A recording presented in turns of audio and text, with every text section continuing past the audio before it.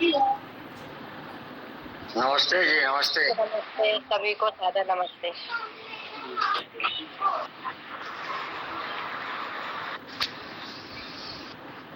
हाँ, सत्यम जी थोड़ा परिचय दे दें तब तक आप, और अभी हम लोग आरंभ करेंगे। एक मंत्र की व्याख्या तो कर देंगे। नियम यही है कि एक मंत्र की व्याख्या करते हैं, उसके बाद फिर चर्चा करते हैं। चर्चा तो जो कुछ हो रही है वही होगी, कोई बात नहीं है। तो तब तक थोड़ा परिचय दे दे तो अच्छा रहेगा। सभी को जय श्री राम। मेरा नाम सत्यम है और अभी मैं विद्यार्थी हूँ और कंपटीशन की तैयारी कर रहा हूँ।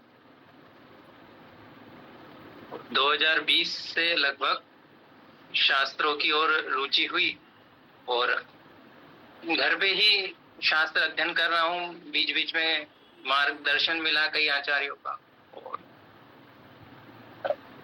शाक्त परंपरा, शाक्त जो संप्रदाय है उसमें दीक्षित हूँ। जी जी जी। स्थान और बता दें कहाँ पर हैं? जैसे मैं राजस्थान जयपुर। जी जी जी, राजस्थान जयपुर में। ठीक है। हाँ, परिचय में बस यही नहीं होता है महत्वपूर्ण, एक स्थूल परिचय कह सकते हैं। शेष तो कहीं ना कहीं सनातन में रुचि है, तभी हम आप एक दूसरे से मिल पाए हैं। तो भाई जी, हम लोगों का एक सीधा सिद्धांत यूं समझ लें कि हम सब मानते हैं कि वेद को मानने वाले सब वैदिक हैं, इसलिए हमारे अपने हैं, ये हमारा एक परिवार है। और अन्य बातों में थोड़े बहुत मतभेद होते ही हैं, सगे भाइयों में होते हैं, परिवार में होते हैं, पिता पुत्र में होते हैं। संसार में ऐसे कोई दो लोग नहीं हो सकते जिनमें कोई मतभेद ना हो। तो सारे मतभेदों के होते हुए हम सब एक परिवार हैं, क्योंकि हम सब सनातनी हैं और वेद को अपना मूल आधार मानते हैं। तो जो भी मूल को अपना धर्म मानता है, वेद को अपना धर्म मानता है, वो हमारा अपना वैदिक है। वो चाहे मूर्ति पूजक हो, चाहे हवन कुंड रखता हो, उसे घर में मूर्तियां हो कि हवन कुंड है, कि वो कैसे साधना उपासना करता है, वो अद्वैत को मानता है कि द्वैत त्रैत को मानता है।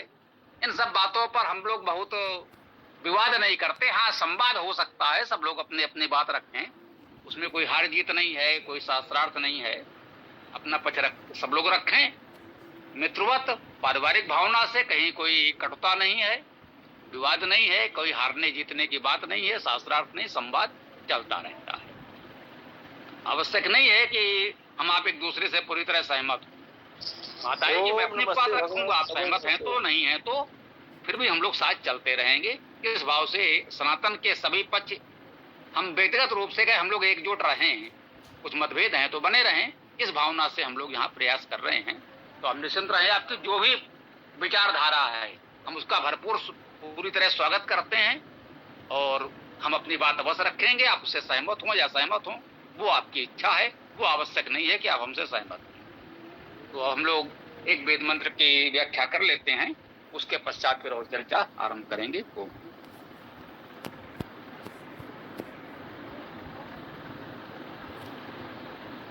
आपने बहुत सुंदर बात की, थोड़ा सा मैं जोड़ देता हूँ कि हम लोग ऐसा मानते हैं कि हम जितने भी वेद पाठी हैं, वेद का प्रचार प्रसार करने में जुटे हैं तो अपनी जगह है, लेकिन हम जो भी वेद का पठन पाठन करते हैं, हम सब एक परिवार हैं, एक सनातनी। और जैसे परिवार में कोई छोटा है, कोई बड़ा है, कोई मजरा है, यही बात कह दी, दोहराने की आवश्यकता नहीं है। तो अब जरा मंत्र कर लेते हैं, फिर आगे बात जो है सबके अपने अपने विचार करिए ना, थोड़ा मंत्र कर लें। मैंने कहा ना, कोई दोहरा रहे हैं जो बात हमने कही है, तो थोड़ा व्यवस्था चलने चाहिए। तो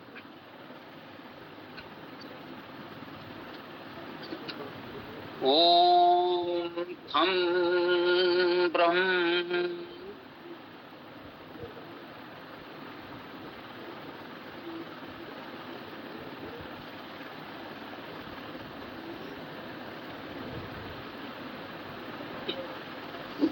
ओम गृहस्थ सूक्त, ये ऋग्वेद मंडल 10 सूक्त 85 है। इसका 39वां मंत्र आज हम लोग प्रस्तुत करेंगे।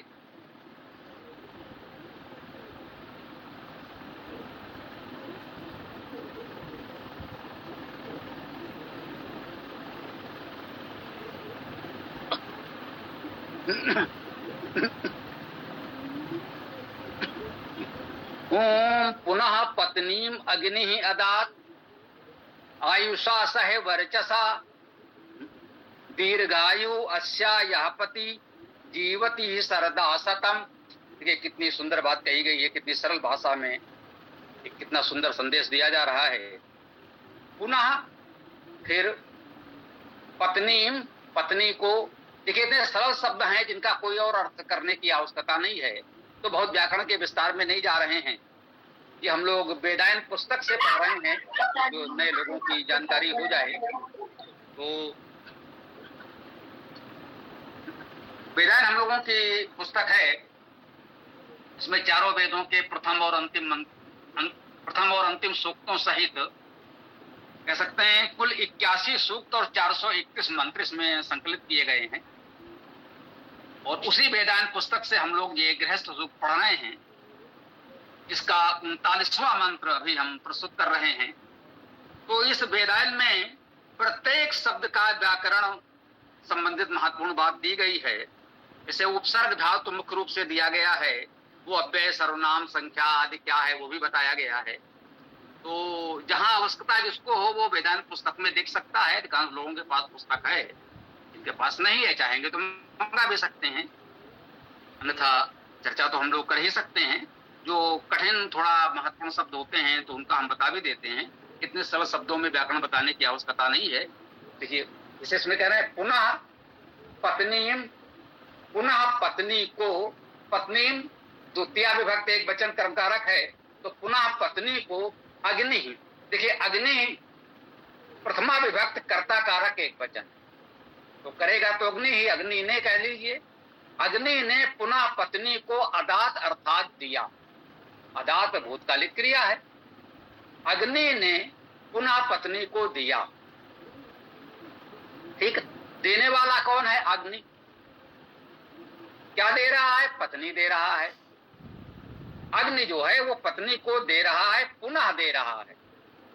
अदात दिया, आयुषा अर्थात आयु के साथ, भाई आयु के साथ पत्नी को दे रहे हैं, भाई जिस आयु में भी वो है वो भी उसकी आयु है। इसका व्यवहारिक अर्थ मुझे ऐसा लगता है, आयुषा का अर्थ है कि दीर्घायु की शुभकामना के साथ। बाकी तो जब पत्नी को दे रहे हैं उस समय वो जिस भी आयु में है उस आयु के साथ तो दे ही रहे हैं। मुझे लगता है यहाँ पर ये भावार्थ हम ग्रहण कर सकते हैं कि वो दीर्घायु की शुभकामना के साथ दे रहे हैं। सह वर्चसा, वर्चस के साथ, आयुषा भी तृतीया विभक्त करण कारक एक वचन है और वर्चसा भी तृतीया विभक्ति करण कारक एक वचन है। अर्थात आयु के साथ और वर्चसा, वर्चस के साथ। वर्चस का अर्थ प्रकाश है, वर्च धातु का अर्थ प्रकाश करना होता है, प्रकाश होना होता है, वर्च धातु है इसमें। ये वर्चस शब्द तो प्रचलित है लेकिन उसका अर्थ लोग उतना नहीं जानते हैं, तो मुझे लगा कि थोड़ा बता दें। तो वर्च धातु है, इसका अर्थ ही है प्रकाशित होना। तो वर्चसा अर्थात प्रकाश के साथ, आयु के साथ और प्रकाश के साथ अग्नि ने पुनः पत्नी को दिया, ठीक। अग्नि का क्या अर्थ है? अग्नि शब्द अग्नि धातु से बना है, इसका अर्थ है गति करना,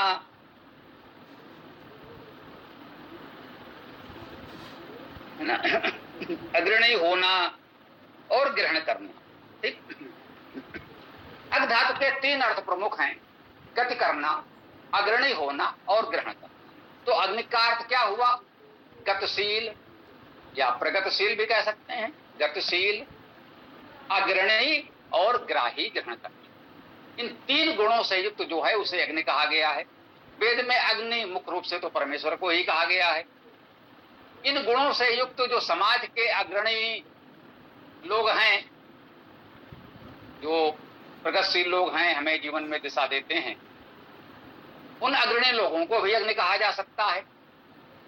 तो वेद मंत्रों का मुख्य अर्थ तो आध्यात्मिक है। आध्यात्मिक अर्थ में तो अग्नि से परमात्मा ही ग्रहण किया जाएगा, परंतु वेद मंत्रों के बहुत प्रकार से भावार्थ ग्रहण किए जाते हैं। तो ऐसा कह लें कि आध्यात्मिक अर्थ में तो अग्नि का भावार्थ परमेश्वर ही हो गया, आदि दैविक, आदि भौतिक, आदि लौकिक अर्थ में जब हम करेंगे तो फिर उसमें समाज के अग्रणी जन भी आ जाएंगे। कह सकते हैं जो भौतिक अग्नि हम जलाते हैं उसको भी ग्रहण कर सकते हैं, अन्य भी जो भी भावार्थ हो सकें, लेकिन शब्दार्थ वही रहेगा, गतिशील, अग्रणी, ग्राही। अग्नि का शाब्दिक अर्थ यही रहेगा और मुख्य आध्यात्मिक अर्थ परमेश्वर परक करेंगे तो उसका अर्थ भावार्थ हम परमेश्वर से ग्रहण करेंगे, और लौकिक दृष्टि से आप समाज के अग्रणी और भौतिक दृष्टि से भौतिक अग्नि भी कर सकते हैं। तो कहते हैं अग्नि अर्थात अग्नि ने, अग्रणी प्रगतिशील ग्राही ने पुनः पत्नी अर्थात पत्नी को आयुषा से, आयु के साथ, वर्चसा प्रकाश के साथ, अदात अर्थात दिया। ठीक, आगे कहते हैं दीर्घायु, है ना, दीर्घायु, दीर्घायु वाला हो, लंबी आयु वाला हो, ये बहुत स्पष्ट शब्द है, अभी भी बोलते हैं। दीर्घायु अस्याह, अस्याह ये षष्ठी विभक्त एक वचन का पद है, स्त्रीलिंग में है, इसका अर्थात उस पत्नी का। ठीक है, दीर्घायु अस्या यह पति, अस्या अर्थात इसका, यह अर्थात जो पति, पति इसका जो पति है वो दीर्घायु।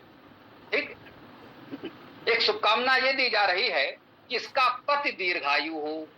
जीवति शरदा सतम, जीवति जीवित रहता है, शरदा शरद, शतम 100, वह 100 शरद तक जीवित रहता है। इन शुभकामनाओं के साथ पत्नी को दिया जा रहा है। देने वाला कौन है? अग्नि है, वो अग्रणी है, प्रगतिशील है, ग्राही है। कह लीजिए कि यहाँ पर ये गुण, विवाह का प्रसंग है, ये गृहस्थ सूक्त है, विवाह सूक्त भी कहलाता है। तो सामान्यतः विवाह में ये मंत्र पढ़े जाते हैं। तो यदि मान लें कि विवाह का प्रसंग भी है, विवाह में विनियोग भी है, तो यहाँ पर अग्नि से परमेश्वर का अर्थ तो ग्रहण ही किया जा रहा है।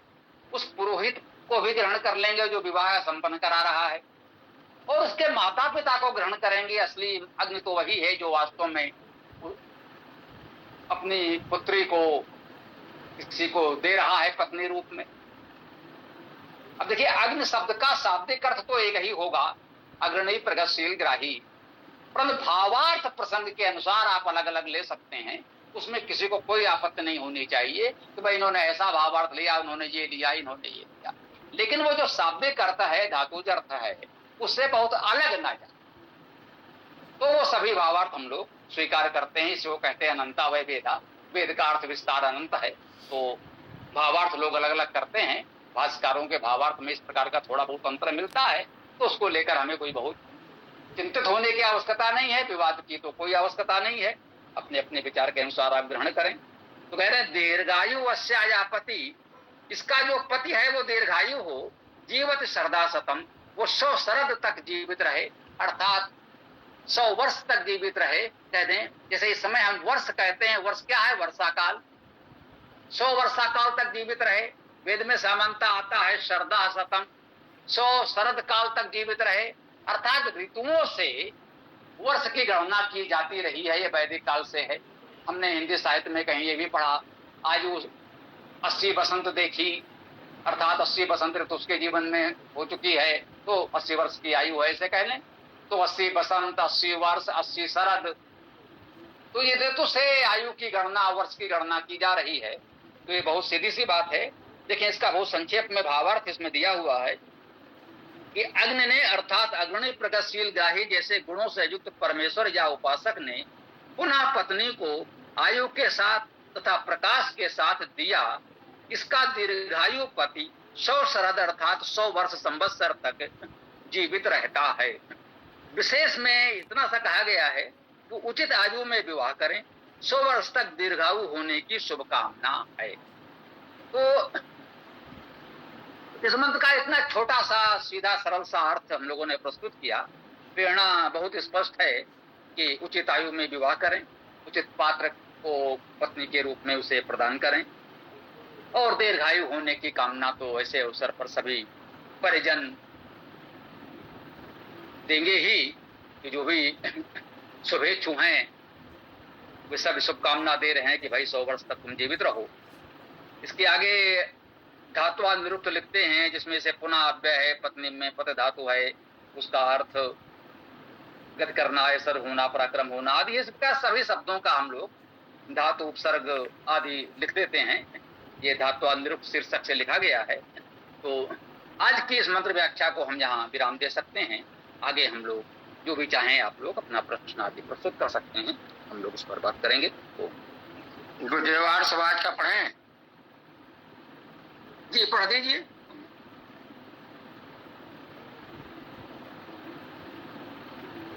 अग्नि, कन्या में विद्यमान अग्नि की ऊष्मा पुनः तब आयुषा, आयु वर्चसा, वर्चस के सह साथ पत्नी को पति को प्रदान करती है।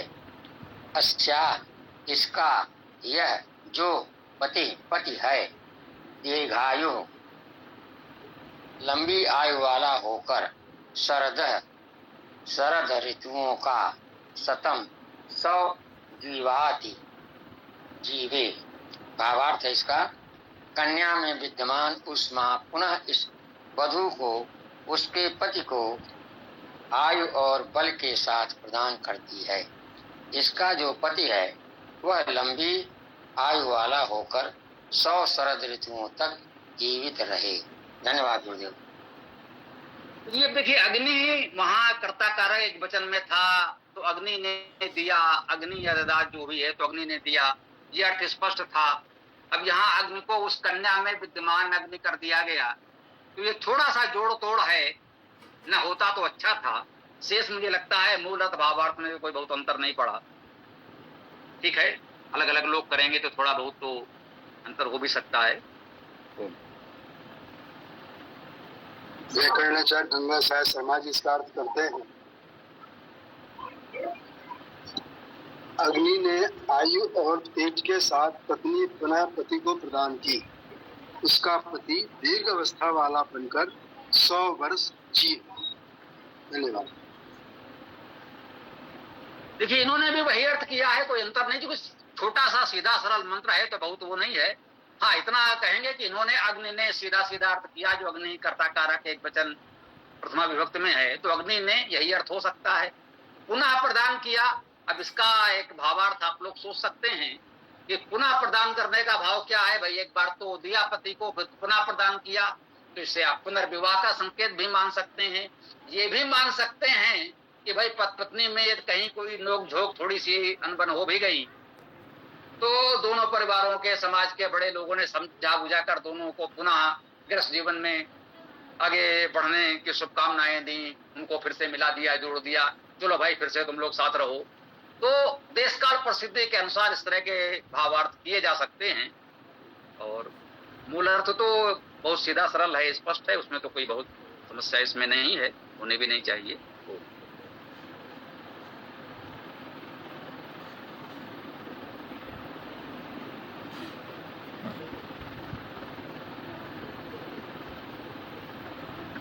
जी अभिषेक जी, आप भी कुछ कहना चाहें तो बताएं। लोगों को अपना परिचय भी दे सकते हैं, ये लोग परिचित नहीं होंगे बहुत से, और कोई प्रश्न आदि हो तो रख सकते हैं।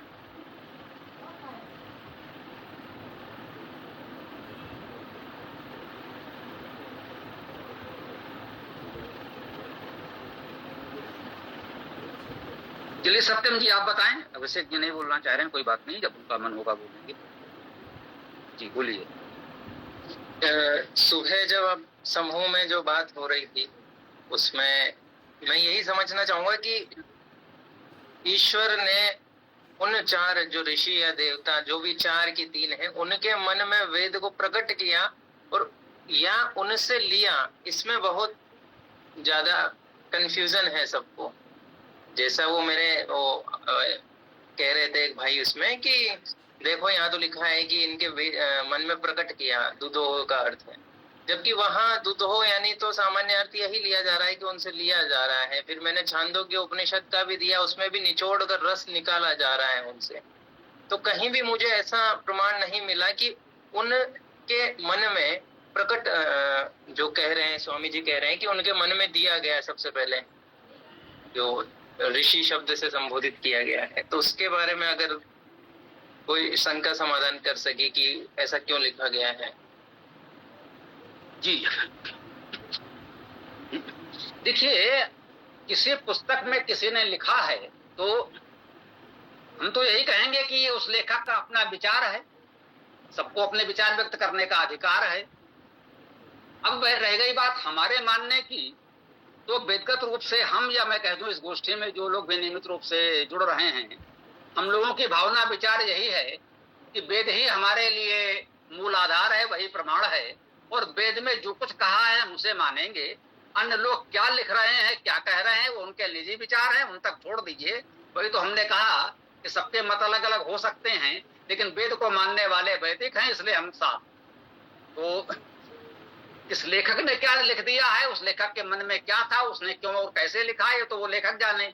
यदि वो लेखक आज उपलब्ध हो तो बता सकता है, या कोई उसका बहुत अनुयायी हो, वो समझ पाया हो कि नहीं भाई इस लेखक ने इस भाव से, इस प्रमाण से ऐसा लिखा है, तो वो बता सकता है, उसकी इच्छा है। तो हम तो वही मानेंगे जो हमारे पास प्रमाण आज उपलब्ध होगा। प्रमाण से आशय है, सबसे पहले तो वेद ही है। यदि वेद में कुछ कहा गया है तो वो तो परम प्रमाण है, फिर तो कोई प्रश्न नहीं उठता, हम सभी मान लेंगे। यदि वेद में ऐसा कुछ नहीं कहा गया है तो अन्य ग्रंथों में किसमें कहा गया है, फिर हम वैदिक साहित्य को प्राथमिकता देंगे। वैदिक साहित्य में नहीं मिला तो फिर अन्य ग्रंथों को, जिसको भी आप सम्मान करते हैं, उनसे भी देख सकते हैं। तो मुझे लगता है दिन भर जो मंथन हुआ, यदि आप उसमें से कुछ उदाहरण बोल दें यहाँ पर, जैसे आपने कहा दुदोह, बिल्कुल इसका अर्थ हुआ दुहा, दोहन किया। अब दोहन किया किनसे किया? सामान्यतः ये कहा जा रहा है कि अग्निवायु आदित्य से, है ना। तो वो जो संस्कृत में पद प्रयोग हुआ है, जैसा अभी मैंने कहा ना, अग्नि प्रथमा विभक्ति एक वचन में है तो उसका ये अर्थ होगा, ये द्वितीय विभक्ति में है तो ये अर्थ होगा। तो उस तरह से हम उसको अभी देख लेते हैं। जो भी इसमें उदाहरण दिया जा रहा है आप बताएं, उसका अर्थ कर दें। यदि किसी को कुछ और कहना होगा तो अपनी बात रखेगा, अन्यथा आपकी बात ठीक है। जी, मैं कहता हूँ इसके आगे। तो सबसे पहले मन में प्रश्न, सबसे पहले मनुस्मृति का अध्याय 1 और श्लोक जो 23वां है वो देखते हैं। मैं फोन में निकालता हूँ। नहीं, मनुस्मृति के अलावा क्या वेद में या ब्राह्मण ग्रंथों में कुछ है, वो मुझे लगता है मेरे भावना के अनुसार वो अधिक प्रामाणिक है। वैसे जिसको जो मानना हो माने, हम कोई बात थोपते नहीं है। ब्राह्मण ग्रंथों में लगता है मुझे, तो ब्राह्मण ग्रंथ में शतपथ ब्राह्मण ही देख लेते हैं, जो स्वामी जी ने भी वहां पर प्रमाण के रूप में लिखा है कि देखो शतपथ ब्राह्मण में ये लिखा है। मैं दिखाऊं कैसे उसको? वो स्क्रीन शेयर कर सकते हो? नहीं, स्क्रीन शेयर कर सके अच्छी बात है। जो लोग जानते हैं, नए बच्चे तो कर ही लेते हैं, अन्यथा बोल दो, पढ़ दो तो भी चलेगा। ऐसी बात थोड़ी है कि उसका कोई प्रमाण दिखाना है यहाँ पर, है ना। पढ़ दो तो भी चलेगा। स्क्रीन शेयर करना चाहो तो वो तुम्हारी इच्छा है। क्या दिख रहा है? हाँ, कुछ दिख तो रहा है, मतलब आया तो है स्क्रीन, लेकिन उसमें कुछ अभी आएगा तो दिखेगा। हाँ, कुछ हो तो रहा है।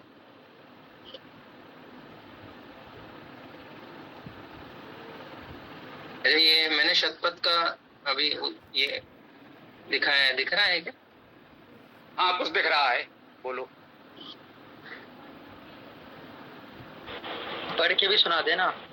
हाँ, देखिए ऐसा है, मैं देख के नहीं समझ पाऊंगा। मुझे जान लीजिए, हम लोग जो यहाँ पर अधिकांश लोग सेवानिवृत्त अवस्था में वरिष्ठ नागरिक हैं, तो वो आप बोलेंगे वही हमारे समझ में आएगा। ये सब तुम्हारी पीढ़ी के लिए ठीक है, ये हम लोगों के मतलब का नहीं है, लेकिन फिर भी कोई बात नहीं, पढ़ दो तो हम सुने।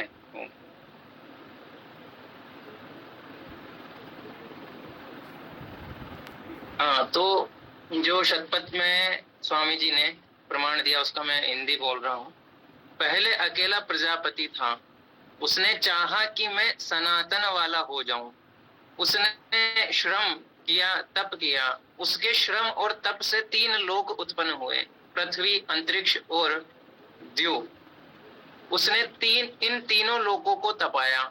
उन तपे हुए विस्तार रही मैं देख चुका हूँ, मुझे लगता है केवल वो जो 3 को उत्पन्न किया, देव यारिस जो भी थे वो, और उससे जो वेद उत्पन्न हुआ, केवल उतना पढ़ दो, वो भी संस्कृत में। क्योंकि हिंदी प्रमाण नहीं होगा ना, प्रमाण तो मूल संस्कृत ही होगा। हाँ वो तो है।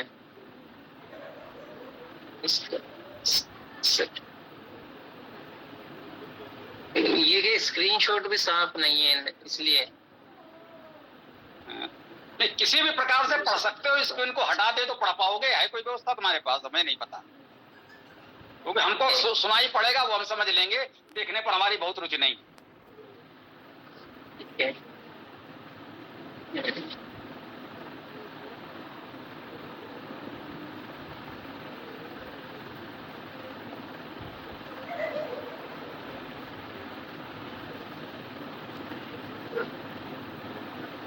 हाँ, कंडिका 6।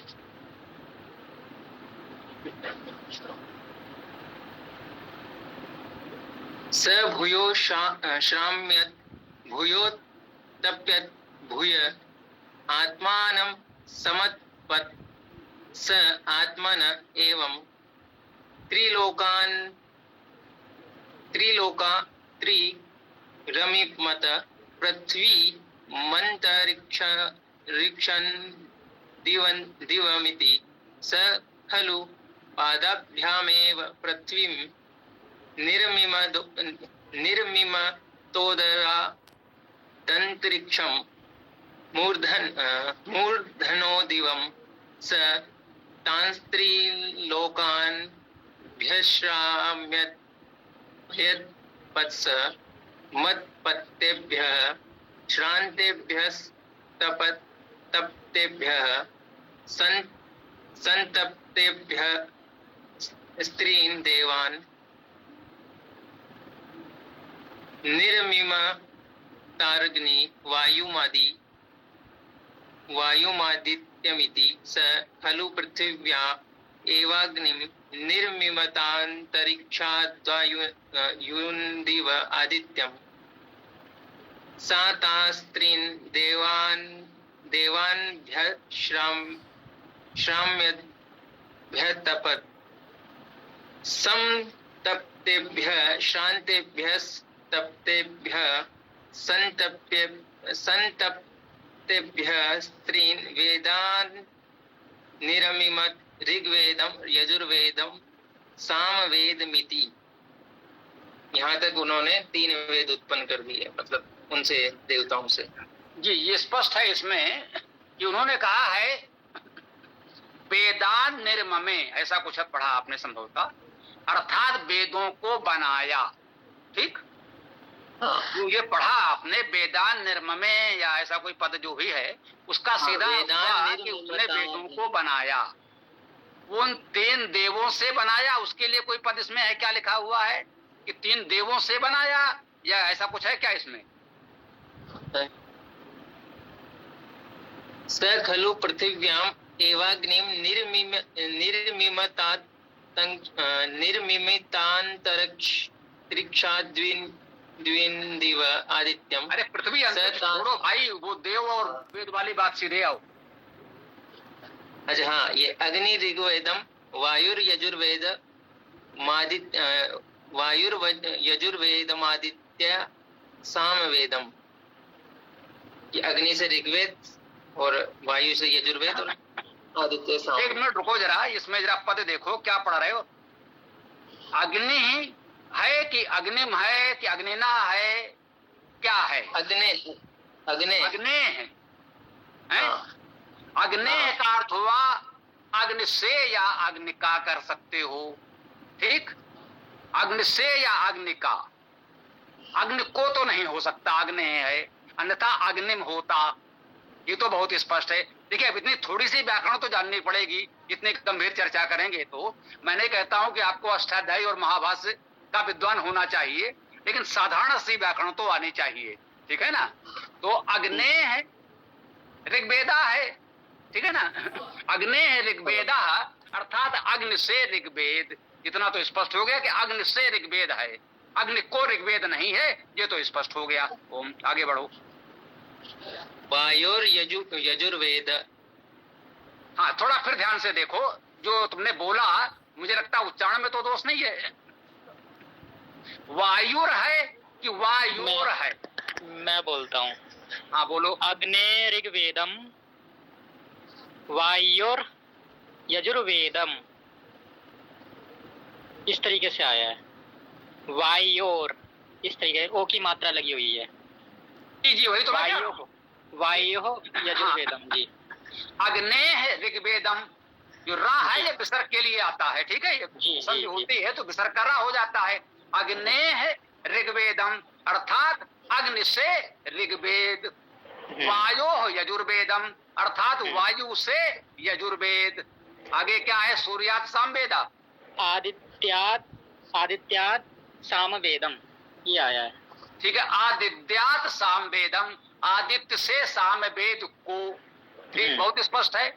अग्नि से ऋग्वेद को, वायु से यजुर्वेद को, है ना, और आदित्य से सामवेद को। आगे क्या निर्ममे है विममे है, क्या लिखा है? सेंटेंस तो यही पूरा हो गया है ये। नहीं, क्रियापद होगा, हो सकता है इसके पहले आ गया हो, क्योंकि संस्कृत में कोई भरोसा नहीं, क्रिया पहले भी आ सकती है कोई, है ना। मैं इसमें बताता हूँ। सत तांस्त्रीन देवानभ्य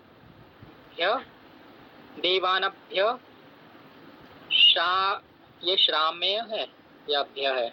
श्राम्यादभ्यपत् संतप्तेभ्यः श्रान्तेभ्यस्तप्तेम्यः संतप्तेभ्यः त्रीन् वेदान् निरम इति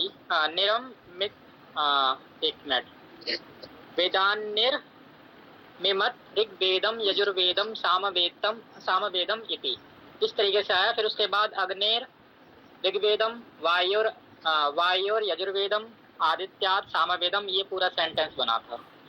ठीक, अब पूरी बात स्पष्ट हो गई है, कहीं कोई भ्रम नहीं रहा जी। सत्यम थोड़ा माइक बंद करो। हाँ विशाल तुम भी माइक बंद कर दो। हाँ देखिए बहुत स्पष्ट हो गया, जहां तक मुझे स्मरण हो रहा है, क्योंकि मैंने कहा ना, वो हम लोग इस आयु में पहुंच चुके हैं कि ये सब पुस्तकें हम लोगों ने बचपन में कब पढ़ के कहाँ छोड़ दी होंगी। अब वो तो हम लोगों को ध्यान होगा नहीं, इसलिए तुम्हें बताना पड़ता है। तो थोड़ा थोड़ा ध्यान आ रहा है ना। और समाज जो भी लिख रहा है, जो को थोड़ा बहुत मेरे स्मरण में आ रहा है, वो यही है। अग्नि है ऋग्वेदा, सूर्या सामवेदा, वायु यजुर्वेदा, कुछ ऐसा ही मेरी स्मृति में आ रहा था। तो जो अभी पढ़ा तुम लोगों ने, बात तो वही आई कि अग्नि से ऋग्वेद को, वायु से यजुर्वेद को, आदित्य से सामवेद को बनाया, क्रिया आई है बनाया, इनसे बनाया, ये कहा गया है। इनको दिया ऐसा नहीं कहा गया है। ये बात पूरी तरह स्पष्ट है, इसमें किसी भ्रम में पड़ने की आवश्यकता नहीं है।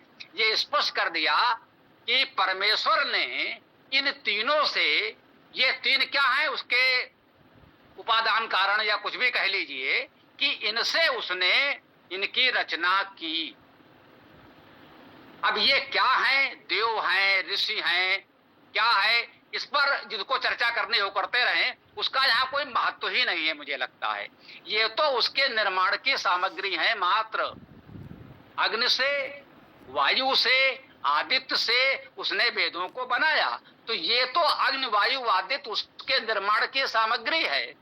अब जो निर्माण की सामग्री है उसे आप ऋषि कहना चाहें, देव कहना चाहें, प्रकृति कहना चाहें, वो आपकी अपनी आस्था श्रद्धा पर निर्भर है, उस पर मैं कुछ नहीं कहूंगा, ठीक है ना। अब जहां तक देव होने की बात है, जो आर्य समाज ने ही हम लोगों को सिखाया है कि अग्निर्देवता, वायु देवता, आदित्य देवता, इंद्रो देवता, एक मंत्र है, यजुर्वेद में ही संभवता ये।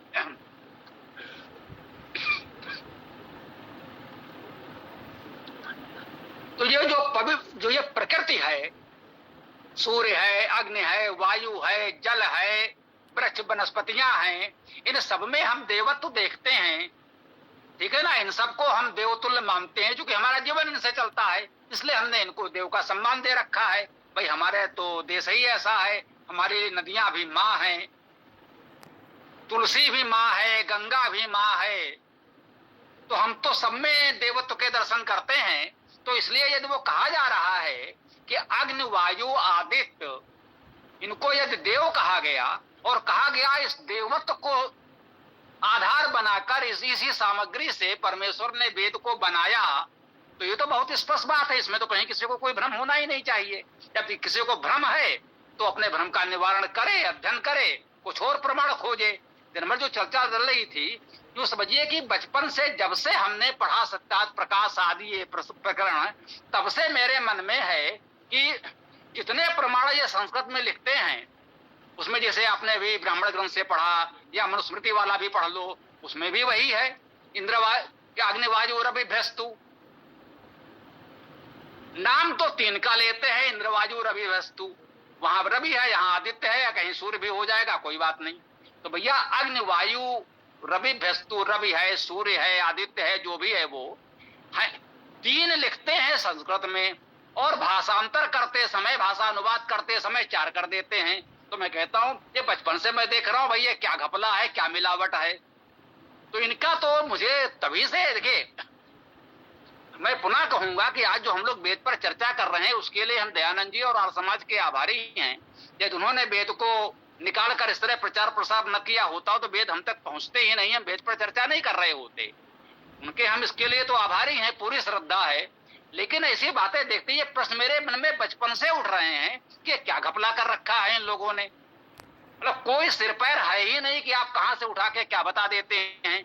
और इसीलिए मैं उन्हें अधकचरा आर्य समाजी कहता हूं। आर्य समाज के 10 नियम भी जानते नहीं, मानना तो दूर की बात है, अपने आप को आर्य समाज का ठेकेदार बने घूम रहे, यहाँ वहां विवाद करते रहते हैं। भाई यहाँ कहाँ लिखा है कि इन ऋषियों को दिया, इन देवों को दिया, देव है। हाँ, एक छोटी सी बात कह दूं, जो मेरा अपना मंतव्य है, संभवतः बात पूरी हो जाएगी। तो जो ये चर्चा हो रही थी देव हैं या ऋषि हैं, मेरा अपना विचार है, आप सहमत हो या सहमत हो, मेरा मानना है देव या ऋषि होने में कोई विवाद नहीं है, यदि वे मनुष्य हैं तो। जो मनुष्य है, हमने बताया है, जो नए लोग हैं उनके लिए थोड़ा दोहरा दूं कि वेद में जैसे आज सामान्य अर्थ में हम कहते हैं लोग हैं या मनुष्य कह लीजिए, उसके लिए वेद में शब्द प्रयोग हुआ है जन। जिनका भी जन्म हुआ है, जो जन्मे हैं, वे सबके सब वेद में जन हैं। और दूसरा शब्द दिया है मरुत, जो जन्मे हैं वो मरेंगे भी, इसलिए उनको मरुत भी कहा गया है। ठीक है, तो जो जन्मे हैं, जिनको मरना है, उनको वेद में जन कहा है या मरुत कहा है। लेकिन जब वो मननशील हो जाता है, कुछ विवेक से विचार करने लगता है, चिंतन मनन करने लगता है, तब उसे मनुष्य कहा जाता है, मनुर्भव। वेद कहता है मनु अर्थात मननशील बनो, मनुष्य बनो। तो जब वो मनन करने लगता है, चिंतन मनन करने लगेगा, तब उसे मनुष्य कहा जाएगा। और जब वो वेद का स्वाध्याय करता है गंभीरता से, कह सकते हैं एक स्तर पर वेद का विद्वान कहा जाने योग्य हो जाता है, तब उसे ऋषि कहते हैं। अग्नि ऋषि पौमाना पांचजन्या पुरोहिता, ये वेद मंत्र में आया है। वेद में अग्नि देवता भी है। ऋग्वेद का पहला सूक्त अग्नि सूक्त है, सामवेद का पहला सूक्त अग्नि सूक्त है। वेद में जाने कितने अग्नि सूक्त हैं, अर्थात उनमें देवता अग्नि लिखा है। लेकिन वेद मंत्र स्वयं कह रहा है अग्नि ऋषि पौमाना पांचजन्या पुरोहिता। वो अग्नि अर्थात अग्रणी व्यक्ति जब इतना अध्ययन स्वाध्याय चिंतन करेगा तो वो ऋषि भी हो जाएगा। ऋषि हो जाएगा तो जब उस विद्या को अपने जीवन में बहुत भली भांति अपना लेगा तो वो देव की श्रेणी में भी आ जाएगा। सतपथ ब्राह्मण में ही संभवतः ये वचन आया है, विद्वांसो वै देवा। तो ये उच्च स्तरीय विद्वान हो जाता है, उसको हम देव भी कहने लगते हैं। तो वही पहले जन है, मरुत है, फिर मनुष्य बनता है, ऋषि बनता है, देव बनता है। तो इसलिए ऋषि और देव होने में मुझे कोई समस्या नहीं है। वो ऋषि है तो चलेगा, देव है तो चलेगा। हाँ, जो लोग दोनों को बहुत अलग मान के चलते हैं, वो उनकी इच्छा है, वो अपना खोजबीन करते रहें, जो ठीक लगे वो माने। ये मेरी अपनी मान्यता है, आप मुझसे असहमत हो सकते हैं, आपको पूरा अधिकार है। इसलिए ऋषि और देव के विवाद में मैं नहीं पड़ा। मेरी जिज्ञासा ये थी कि तीन का ही उल्लेख आर्य समाज में जहां तक मुझे देखने को मिला है, क्या कहीं चारों का उल्लेख एक साथ आया भी है कि इन 4 ऋषियों को या 4 देवों को ये 4 वेद संहिताएं दी गई या उन्होंने प्राप्त की, जैसे भी कुछ हुआ, तो क्या 4 की बात कहीं आई है? तो अब तक निश्चिंत हुआ 3 ही आ रहा है, चौथे का तो पता ही नहीं चल रहा है। ओम।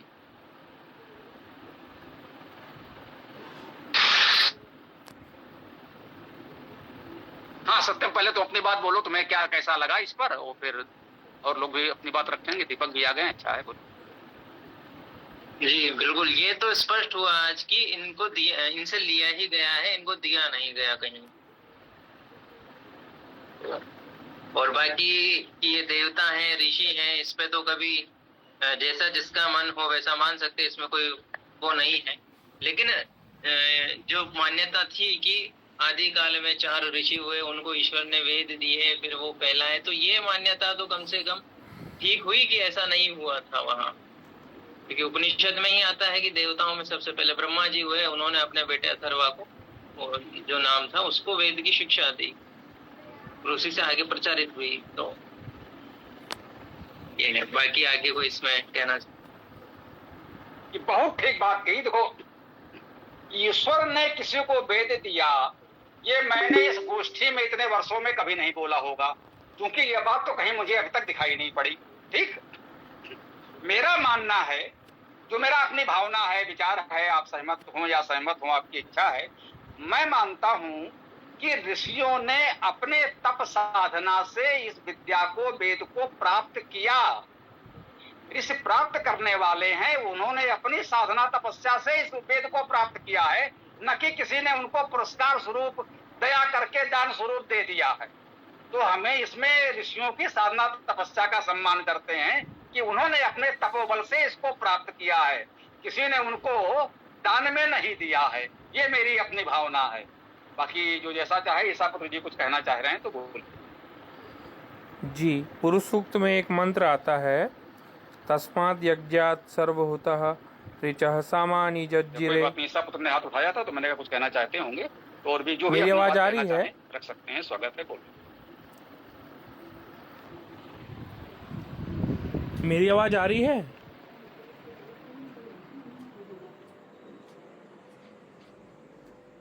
हेलो, मेरी आवाज आ रही है? जी जी, ये तो हम लोगों ने पढ़ा भी है, पुरुष सूक्त पूरा पढ़ चुके हैं। हाँ बिल्कुल आवाज आ रही है, ये पुरुष सूक्त तो हम लोग पूरा पढ़ भी चुके हैं। नहीं, हमको तो आवाज आ रही है, समता तुमको नहीं सुनाई पड़ रही, ऐसा है क्या? जी, अब आ रही है। सुन पा रहे? जी, हाँ ठीक है। मैं ये कहना चाह रहा हूँ कि वेद की अंतःसाक्षी ये कह रही है कि वेद जो है परमात्मा से ही हुए हैं, तो वेद तो परमात्मा की वाणी है, इसमें तो किसी को कोई संशय नहीं है। ठीक है।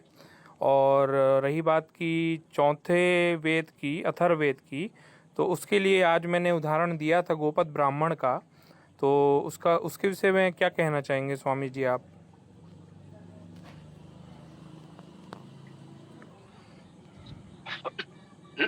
देखिए, 4 वेद संहिताओं को तो हम आरंभ से मानते हैं, इसमें तो कोई संदेह है नहीं। ठीक है ना। अब तक जब भी वेद की बात चली होगी, मैंने यही कहा होगा कि 4 वेद संहिताएं हैं। हम मानते हैं वेद एक ग्रंथ है, उसमें 4 संहिताएं हैं। जैसे रामायण में 7 कांड हैं, वैसे वेद में 4 संहिताएं हैं। आप देख रहे हैं, हमने चारों वेदों का प्रकाशन अपने तरीके से किया भी है। एक पुस्तक में चारों वेद संहिताएं प्रकाशित की हैं, और जो बता रहे हो पुरुष सूक्त में, उसी को हमने आधार बनाया है कि तस्मात् यज्ञा सरहुता ऋचा सामान्य जज्जिरे छंदांस जज्जिरे तस्मात् यजु तस्मात् अजायत। बिल्कुल ठीक कहा, इसी को हमने वेद का क्रम माना है कि तस्मात् यज्ञा सरहुता ऋचा सामान्य जज्जिरे। सबसे पहले क्या उत्पन्न हुआ? ऋचाएं और साम। पहले ऋचाएं उत्पन्न हुई, सबसे पहले ऋचा, फिर साम उत्पन्न हुए। उसके पश्चात क्या हुआ? छंदांस जज्जिरे तस्मात्। उसके पश्चात छंदस उत्पन्न हुआ। ठीक, पहले ऋचा, फिर साम, उसके बाद छंदस। अब इस छंदस को ही हम लोग अथर्ववेद कहने लगे बाद में। पहले इसका नाम छंदोवेद ही था, या ब्रह्मवेद भी इसको कहा गया है, कहीं उल्लेख मिला है। अभी आप लोग खोजिएगा कि छंदोवेद ब्रह्मवेद कहाँ तक कहा गया है और कब इसको अथर्ववेद कहा जाने लगा, ये खोजना आपका कार्य है। मैं इस समय उससे कोई प्रमाण नहीं दे पाऊंगा कि कहीं हमने पढ़ा है। मैं ही कह सकता हूँ कि पुरुष सूक्त में तो कहा गया छंदांस जज्जिरे तस्मात्। उससे ये छंदोवेद या ब्रह्मवेद या अथर्ववेद उत्पन्न हुआ, और सबसे अंत में यजु तस्मात् अजायत। यजुर्वेद सबसे अंत में उत्पन्न हुआ। वो स्पष्ट बता रहा है, ये क्रम ये है, इस क्रम से यजुर्वेद अंत में है। जो विशाल कह रहे थे कि एक बार इस पर चर्चा करेंगे, वेदों का क्रम क्या है, तो वेदों का यही क्रम है, और ये हमने ऋग्वेद के पुरुष सूक्त से लिया है। ऋग्वेद पहली संहिता है, और वो स्पष्ट बता रही, पहले ऋचाएं अर्थात ऋग्वेद, उसके पश्चात साम, उसके पश्चात छंदांश अथर्ववेद, और सबसे अंत में यजुर्वेद, तस्मात् यजुर्वेद, सबसे अंत में यजुर्वेद उत्पन्न हुआ। क्योंकि यजुर्वेद सबसे अंत में है इसलिए उसे वेदांत कहा जाता है। जो यजुर्वेद का भी अंतिम भाग है, उस कह सकते हैं यजुर्वेद के अंतिम अध्याय 40वें अध्याय को वेदांत कहा जाता है, और उसको ईशोपनिषद के नाम से बहुत प्रचारित किया गया है। हम लोग उसे अपनी भावना के अनुसार ओम स्तुति भी कहते हैं, लेकिन वो यजुर्वेद का 40वां अध्याय है, इसमें किसी को कोई संदेह नहीं है। तो वेद का अंतिम अध्याय, अंतिम भाग होने के कारण वो वेदांत कहलाता है। वेदांत के नाम पर जितना विस्तार आपको दिखता है, सबका मूल ये यजुर्वेद का अंतिम अध्याय है, जिसे ईशोपनिषद, ईशावास्योपनिषद के नाम से प्रचारित किया गया है। और उपनिषद के मानने वाले जितने भी हैं, गीता प्रेस गोरखपुर के प्रकाशन में मैंने देखा, ईशाद 9 उपनिषद के नाम से एक पुस्तक बनाई है। एक पुस्तक में 9 उपनिषद दिए हैं और 2 उपनिषद बड़े बड़े अलग छापे हैं। तो ईशाद 9 उपनिषद की भूमिका में भी उन्होंने लिखा है कि ये जो ईशावास्योपनिषद है, ये मंत्र भाग की रचना होने के कारण विशेष महत्व रखती है, विशेष महत्वपूर्ण है। मंत्र भाग अर्थात संहिता में है। वेद में केवल ईशोपनिषद है, अन्य जो 9 या 10 उपनिषद हैं, देखिए मूल उपनिषद जो है वो 10 या 11 है। शंकराचार्य जी ने 10 उपनिषदों पर भाष्य किया है, इसलिए वही 10 उपनिषद हम सभी लोग प्रामाणिक मानते हैं। हाँ, शंकराचार्य जी ने कहीं 11वें एक उपनिषद का नामोल्लेख कर दिया है, तो कुछ लोग 11 भी मान लेते हैं। अब उतना विस्तार से मैंने शंकराचार्य को नहीं पढ़ा कि 11वें उपनिषद के विषय में उन्होंने क्या लिखा है। तो जो उपनिषद है वो 10 या 11 हैं, 12वां कोई उपनिषद नहीं है। एकदम मुझे ऐसे लोग मिले हैं जिनके पास 250 उपनिषदें हैं, और 250 के बाद, उस 250 के बाद भी गायत्री परिवार वाले श्री राम शर्मा ने एक प्रज्ञोपनिषद लिख डाला है, वो 250 से भी आगे बढ़ गया। तो इस तरह से कोई भी उपनिषद के नाम से एक अपने पोथी, एक पुस्तिका लिख सकता है, उस पर तो कोई रोक है नहीं। लेकिन मूल उपनिषद 10 या 11 हैं, उसमें ईशोपनिषद प्रथम है, और चूंकि वो वेद का भाग है इसलिए सर्वाधिक महत्वपूर्ण है। शिव संकल्प सूक्त को भी कुछ लोग शिव संकल्प उपनिषद भी कहते हैं। तो जो वेद का भाग है वो अधिक महत्वपूर्ण है, और ब्राह्मण आरण्यक उपनिषद में ये उपनिषद के भाग आए हैं, उसके पश्चात उनका स्थान है। और फिर लोक में कितने लोग बना लें, उसमें अल्लोपनिषद है, जो किसी ने अकबर को प्रसन्न करने के लिए कह सकते हैं कि राजा अकबर की चमचागिरी में लिख दिया होगा, चाटुकारिता में अल्लोपनिषद भी है। तो इन सबको हम उपनिषद का महत्व नहीं देते। तो ये स्पष्ट हो गया कि चारों वेदों का ये क्रम है, ये वेदांत है और ये व्यवस्था है हमारी, ठीक है ना। ओम। हाँ बोलो भाई दीपक जी, आप ही बोलो। ओम नमस्ते स्वामी जी, क्या मेरा आवाज क्लियर है? जी जी बोलिए। जैसे एक मान छांदोग्य उपनिषद में भी आता है, उसमें 4 वेद के विषय में है, उसमें ऋषि नहीं दिए हुए हैं, सिर्फ वेद का नाम है छांदोग्य उपनिषद के।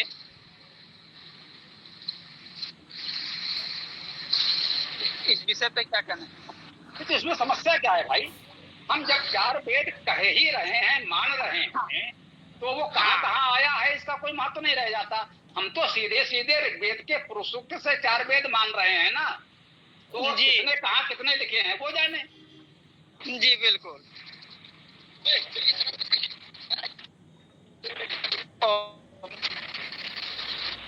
इससे जैसे स्वामी जी ने कहा कि वो देवता है कि ऋषि है, वो सबका अलग अलग मत हो सकता है। तो इस पे मैं थोड़ा कहना चाहूंगा कि मुझे ऐसा क्यों लगा कि वो देवता है कि मनुस्मृति अध्याय 12 श्लोक 40 में जीव की 3 गतियां बताते हैं वो, कि या तो वो देवता बनेगा या मनुष्य बनेगा या त्रियक योनि में जाएगा, त्रियक योनि पशु पक्षी इनमें जाएगा।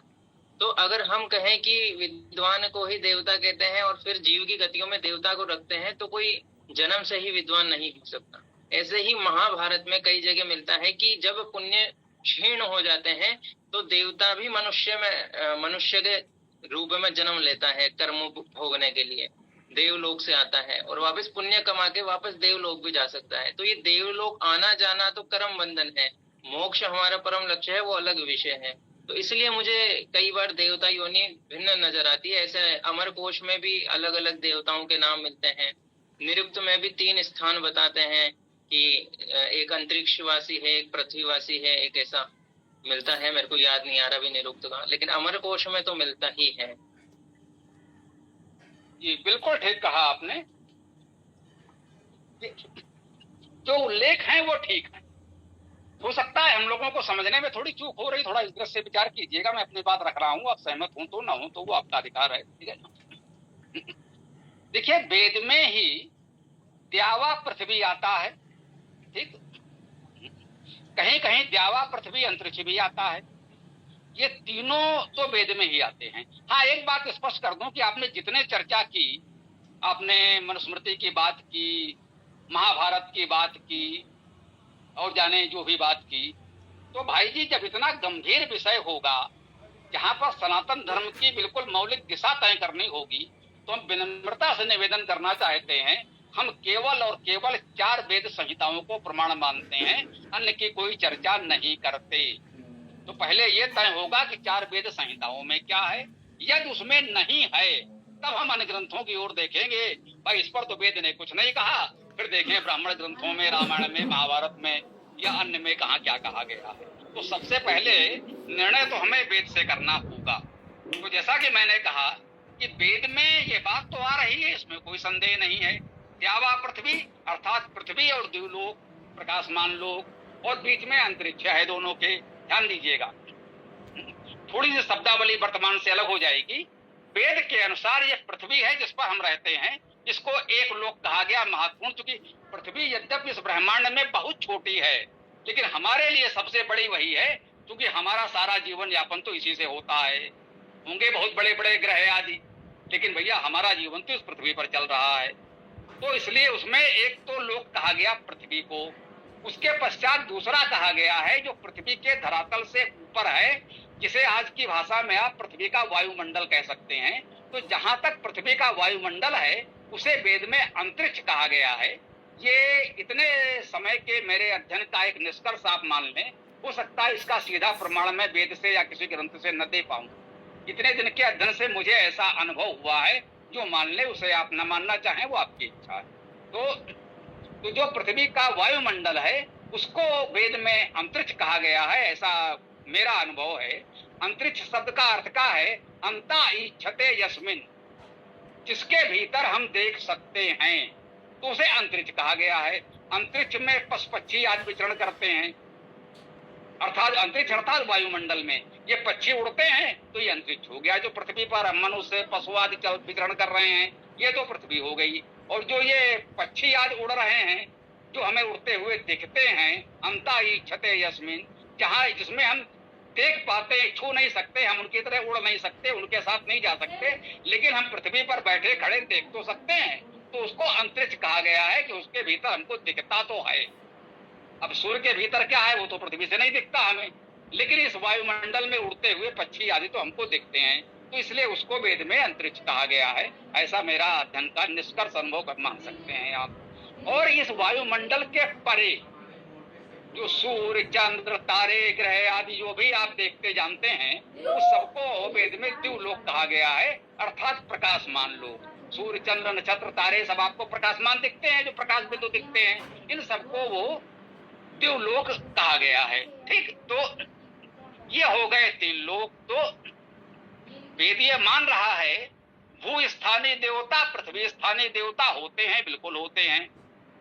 कौन कौन होते हैं? मातृदेवो भव, पितृदेवो भव, आचार्य देवो भव, विद्वांसो वै देवा।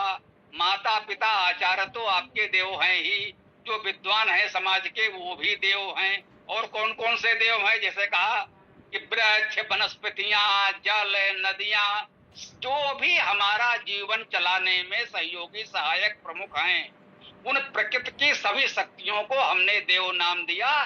तो ये हो गए भूस्थानीय देवता। अंतरिक्ष स्थानीय देवता जैसे वायु, यदि वायु ना हो तो हम कैसे सांस लेंगे? तो हम जीवित रह चुके। तो जीवित रहना है तो अंतरिक्ष स्थानीय देवता ये वायु बहुत महत्वपूर्ण है। प्रकाश इस वायुमंडल से ही पृथ्वी पर आकर उष्मा आदि प्रदान करता है। हम जो कुछ देख पाते हैं तो वो भी अंतरिक्ष से है। तो इस प्रकाश को आप अंतरिक्ष का देवता भी मान सकते हैं या दिवलोक में मान सकते हैं। सूर्य चंद्र आदि को दिवलोक में माना गया है, ये दिवलोक के देवता हैं। तो पृथ्वी स्थानीय देवता, अंतरिक्ष स्थानीय देवता, मृत्यु स्थानीय देवता, ये सारे देवगण हम लोग मानते हैं, ये सब देव हैं और अपने अपने लोक में रहते हैं और पृथ्वी में हमारे जीवन में सब उपयोगी हैं, सहायक हैं। इसलिए हम इन सबको देव होने का सम्मान देते हैं, इन सबके देवत्व का नमन हैं।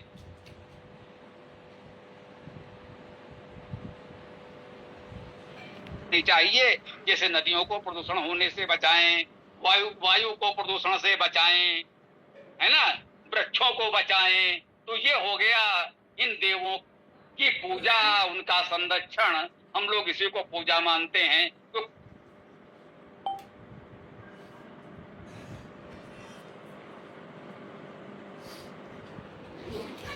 यार कवरेज नहीं है करते हैं। तो भाई नारी की पूजा का क्या भाव है कि भाई उसको भोजन वस्त्राद जो उसकी आवश्यकता है उसे प्रदान करें, उसका सम्मान सत्कार करें, यही तो पूजा है। जो षोडशोपचार पूजन करते हैं, प्रतीक रूप में मूर्ति को रख लेते हैं और षोडशोपचार पूजन करते हैं, वो भी पुरुष सूक्त के मंत्रों से करते हैं। तो क्या कहते हैं, आसनम समर्पयामि, वस्त्रम समर्पयामि, पाद्यम समर्पयामि, नैवेद्यम समर्पयामि। उसे जीवन यापन की वस्तु में हम समर्पित ही तो कर रहे हैं। हमारे घर में कोई अतिथि विद्वान आया है, आचार्य आया है, तुम क्या करेंगे, उसके हाथ पैर धुलवाइए, पूछने के लिए अंगोछा तौलिया दीजिए, बैठने के लिए आसन दीजिए, उसे जल पिलाइए, भोजन कराइए, वस्त्र दान करिए, उसका सम्मान करिए। यही तो पूजा है। षोडशोपचार पूजन में हमको यही तो सिखाया जा रहा है। मुझे लगता है ये मूर्ति का षोडशोपचार पूजन एक तरह का प्रशिक्षण है। हमको बताया जाता है कि आपके बड़े हैं, जो आपके घर कोई अतिथि आए तो उसका ऐसे स्वागत सम्मान करना चाहिए। तो ये हम लोगों की भावना, इस तरह हमने इसको तीनों लोगों के देवता को समझा है। ओम।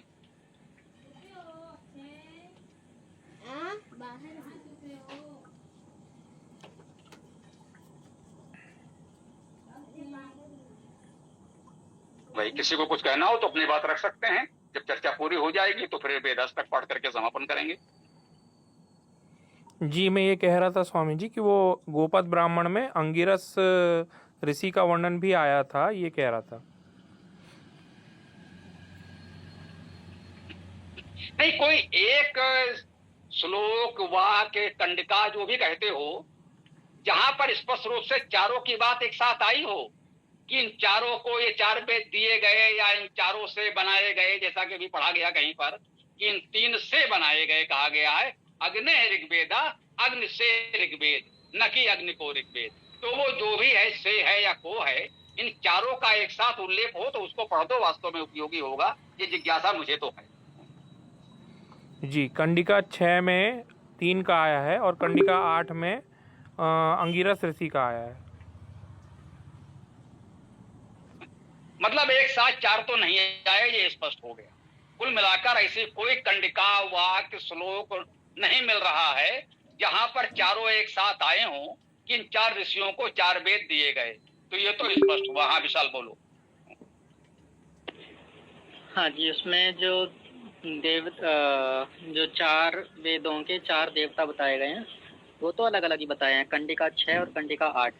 इसमें मेरा एक क्वेश्चन ये है, जैसे बताया गया कि अलग अलग देवताओं से अलग अलग वेद बने हैं, तो इसमें जो वायु है वो अंतरिक्ष के देवता हैं, और जो सूर्य है वो द्यूलोक के देवता हैं, और जो अग्नि है वो पृथ्वी लोक के देवता हैं। तो इसमें ये लोक कैसे अलग अलग लोक में अलग अलग वेद बने, इसका क्या अर्थ बनेगा फिर? नहीं भाई जी, क्या करके बताइए इसको। मतलब इनको इंसान माना गया है या फिर ये द्यूलोक के देवता बोले गए हैं? जी जी जी, देखिए इसका अर्थ बनेगा। जी बिल्कुल बताते हैं, बहुत स्पष्ट है, इसमें कोई भ्रम नहीं है, है ना। कुल मिलाकर सृष्टि एक है, ईश्वर एक है। ईश्वर की ये संपूर्ण सृष्टि कुल मिलाकर एक है। ईश्वर के लिए एक इकाई है। हमारे लिए वो बहुत दूर लगते होंगे, ईश्वर के लिए वो कितनी दूर है भाई?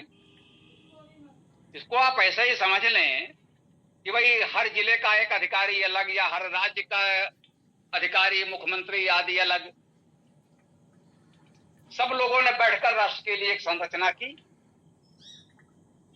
जिससे जो लेना है, जैसे कुछ हमें निर्माण आज करना हुआ तो हमने कहा भाई ये चीज उत्तराखंड में मिलती है, वहां से ले आए, ये चीज केरल में अच्छी मिलती है वहां से ले आए, ये हम गुजरात से ले आए, ये हम बंगाल से ले आए। तो जहां जहां से जिन वस्तुओं की हमें आवश्यकता हुई लाए और कुल मिलाकर एक रचना हमने बना डाली। ऐसा नहीं है कि सूर्यात सामवेदा, सामवेद सूर्यलोक में बना है, वो सूर्य में पढ़ा जाएगा। अरे भाई सूर्यलोक में उसे कौन पढ़ेगा भाई? इसका अर्थ ये हुआ कि सूर्य के या आदित्य के गुणों को लेकर के सामवेद रचा गया। सामवेद में उन गुणों की प्रधानता होनी चाहिए। पुरुष सूक्त को पढ़ो, चक्षो सूर्यो अजायत, ठीक है ना, चंद्रमा मनसो जाता। तो सारी बातें वहां कितने बढ़िया स्पष्ट कर दी गई हैं। तो यहाँ तो कोई भ्रम नहीं है ना। हम उनको कहाँ मनुष्य कह रहे हैं? अब ये अंतरिक्ष का, ये आकाश मंडल का सूर्य मनुष्य तो नहीं हो सकता। वायुमंडल में जो ये वायु है जिससे हम श्वास ले रहे हैं, ये मनुष्य तो नहीं हो सकता। ये तो प्रकृति के शक्तियां हैं जिनको हम देव कहते हैं। बिल्कुल ये हमारे देव हैं। इनका संरक्षण करेंगे उनके गुणों को लेकर के, अर्थात उनके विषय में जो वहां की जानकारी कह सकते हैं वो वेदों में आपको अच्छी तरह मिलेगी। पूरे अंतरिक्ष की मिलेगी, पूरे दिवलोक की मिलेगी, पूरे पृथ्वी की मिलेगी। सारी जानकारी आपको वेद में मिलेगी। उसका भाव ऐसा समझे, अग्नि ऋग्वेदा, अर्थात अग्नि की जो पृथ्वी लोक का देवता है, ये ऊर्जा की, शक्ति की आपको पूरी जानकारी ऋग्वेद में मिलनी चाहिए। उसका भाव मुझे लगता है इतना सा है, अनावश्यक लोग भ्रम पाले हैं।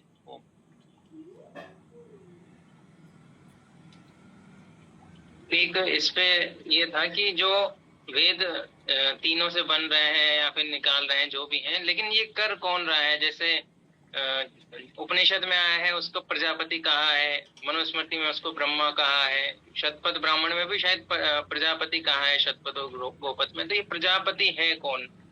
और ब्रह्मा जी है या फिर ईश्वर है कौन? वो सब तो एक ही है, वो ब्रह्म ही है।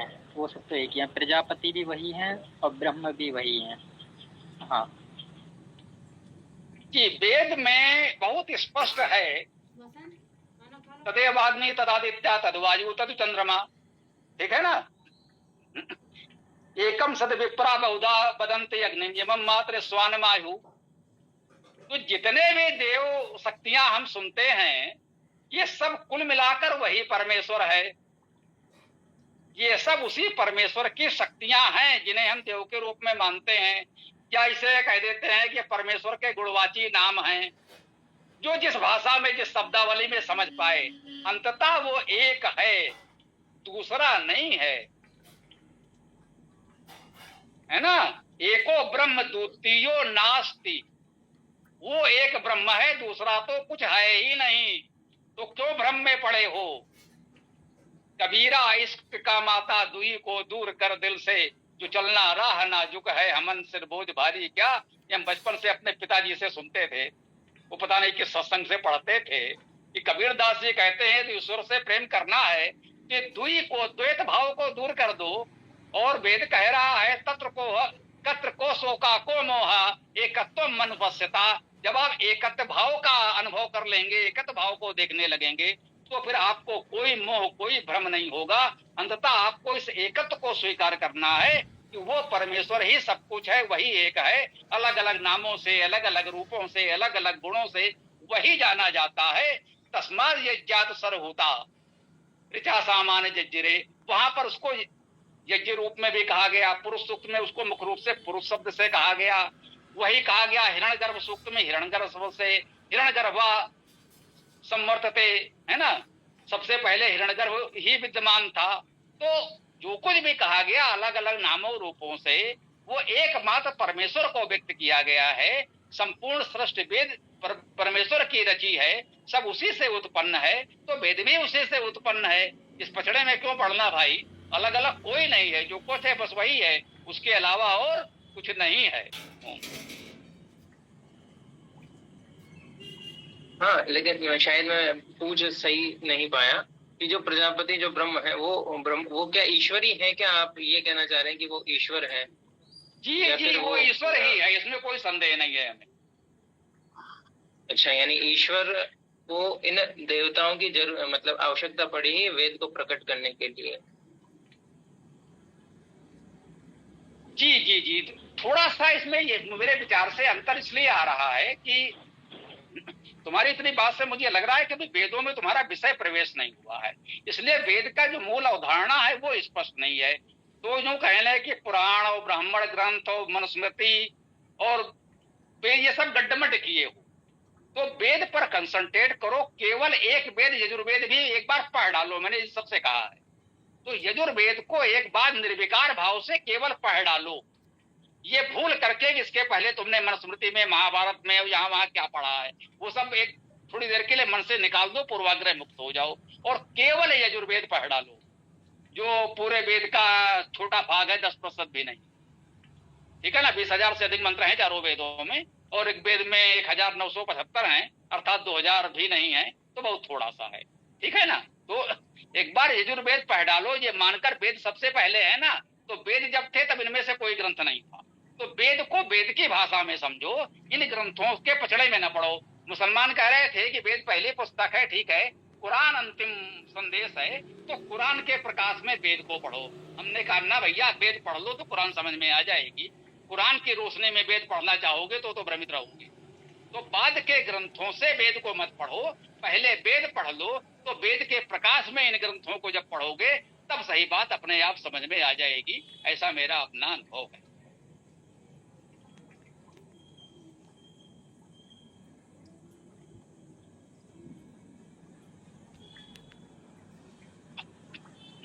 ये पुरुष सूक्त या यजुर्वेद का अध्याय 31, यजुर्वेद का अध्याय 30, 31, 32, इन तीन को पढ़ लो तो मुझे लगता है बहुत कुछ ये प्रसंग क्लियर हो जाएगा। ये जो भी प्रश्न चल रहे हैं ना, यजुर्वेद अध्याय 30, 31, 32 तीन पढ़ लो तो सैद्धांतिक और व्यवहारिक सबका उत्तर मिल जाना चाहिए। किसी का भाष्य प्रकाशन पढ़ लो, मैं ये नहीं कह रहा हूं कि मेरा वाला पढ़ो, कि दयानंद वाला पढ़ो, कि किसका पढ़ो। जिसका भाष्य तुम्हारी परंपरा में आता हो कि हम इस मध्य संप्रदाय संस्था में हैं, उसका भाष्य पढ़ लो इन तीन अध्यायों का, यजुर्वेद 30, 31, 32। इतने में बहुत कुछ समाधान मिल जाएगा। 40वां अध्याय तो है ही महत्वपूर्ण, अंतिम 40वां अध्याय 17 मंत्र है, वो तो पढ़ ही लेना, कोई बात।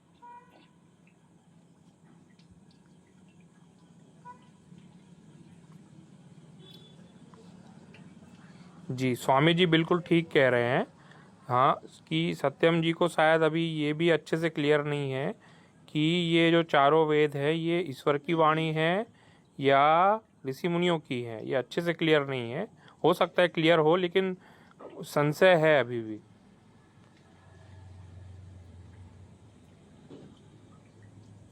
जी, अभी तो जुड़े हैं ना, कुछ दिन जुड़े रहे तो सब कुछ अपने आप क्लियर हो जाएगा। अभी जुड़े हैं बाजी तो सब कुछ नहीं हो जाएगा ना। जब बहुकाल करे सत्संगा तबई हो ये संशय भ्रम भंगा। तो यजुर्वेद पढ़ डालो और कुछ दिन इस वेद गोष्ठी में चर्चा करते रहो। यहाँ पर हम अपनी बात किसी पर थोपते नहीं है, कोई शास्त्रार्थ नहीं, कोई हार जीत नहीं, कोई अपनी बात थोपना नहीं। हमसे विपरीत आपके विचार हो सकते हैं, हम उसका भी स्वागत करते हैं, खुले मन से चर्चा करते हैं, तभी सत्य की प्राप्ति होती है। जो पहले से पूर्वाग्रह में बने हैं कि हम तो इस बाबा जी के चेले हैं, तो हमारे बाबा जी ने जो बताया है बस हमें वही मानना है, तो उससे केवल विवाद वितंडा हो सकता है, सत्य की प्राप्ति नहीं हो सकती। हाँ, कुछ कह रहे हैं सापुत्र, बताओ, फिर समापन कर लो, पाठ करके यही उचित होगा। एक छोटा सा प्रश्न है स्वामी जी, मैं ये पूछना चाह रहा हूँ कि जैसे कोई ग्रुप में है, हम व्हाट्सएप ग्रुप में हैं, मान के चलो अपने वेद कक्षा वाले ग्रुप में हैं, मान के चलो उधर कोई हुड़दंग कर रहा है, कोई मतलब गलत चीज़ कर रहा है, तो क्या ग्रुप में रहने वाले सब लोगों पर उसका वो लगेगा, अपराध लगेगा? क्योंकि कुछ लोग कहते हैं ना कि आप तो देख रहे थे कि वहाँ पे ये सब हो रहा है लेकिन आप चुप थे, है ना। कई लोग कहते हैं कि तुम चुप क्यों थे उस समय जब ये सब हो रहा था। तो मैं ये पूछना चाहता हूँ, क्या चुप रहने वाले को उसका वो लगता है कि अपराध?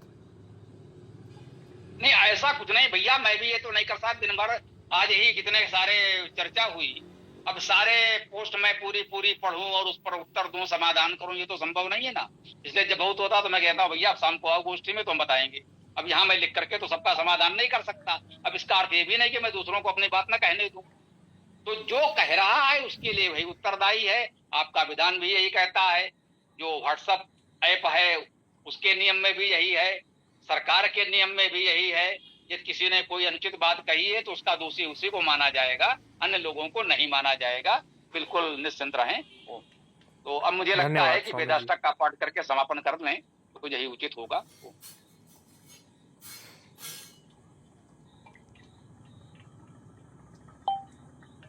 हाँ, सत्यम इतना बता दें कि ये समापन हम लोग वेदाष्टक जो हमने कहा है, चारों वेदों के प्रथम और अंतिम, ये 8 मंत्र हो गए, तो 8 मंत्र का पाठ करके हम गोष्ठी का समापन करते हैं। ये कोई आता हो तो साथ में बोल सकते हैं, वरना पीडीएफ दिया गया है, पुनः दे देंगे। तो ये 8 मंत्र थोड़ा सा रख लो, पढ़ लिया करो, सभी लोगों से कहा है।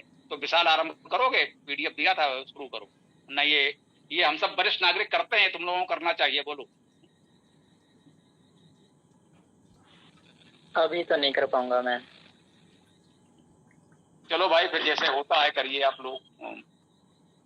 पहला मंत्र मैं पढ़ रहा हूँ।